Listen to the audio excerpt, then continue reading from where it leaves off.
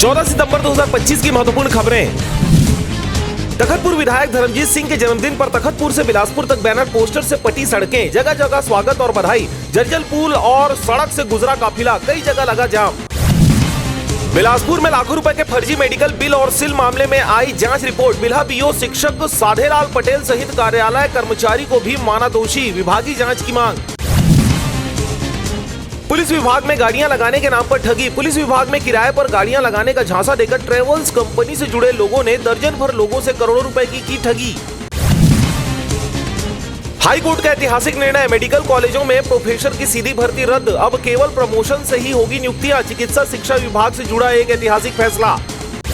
रायगढ़ खरसिया ठूसेकेला हत्याकांड का पुलिस ने 48 घंटे में किया खुलासा। पड़ोसी और नाबालिग गिरफ्तार, चरित्र शंका बनी हत्या की वजह। बाड़ी के खाद गड्ढे से बरामद हुए थे चारों मृतकों के शव। छत्तीसगढ़ के बीजेपी युवा मोर्चा अध्यक्ष राहुल टिकरिया पर बेमेतरा की 19 वर्षीय युवती ने रेप का आरोप लगाया। वहीं चाचा रविकांत टिकरिया ने भी प्रेस क्लब में अवैध संबंधों और चरित्रहीनता किए गंभीर आरोप लगाए। एम्स रायपुर का कारनामा, लापरवाही पूर्वक फोन पर बात करते स्टाफ ने मासूम का पैर काट डाला। पैर का प्लास्टर निकलवाने पहुंचे थे एम्स। जिम्मेदारों का बयान, ऐसा होता ही रहता है, सामान्य बात है।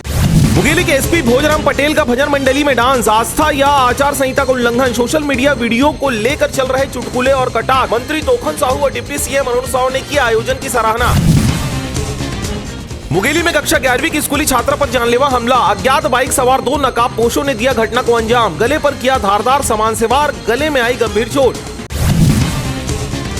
इंदिरा विहार के पास अवैध बस्ती हटेगी। 87 परिवारों को इमली भाठा में प्रधानमंत्री आवास मिलेगी। दस्तावेज जमा करने दिए 7 दिन का समय।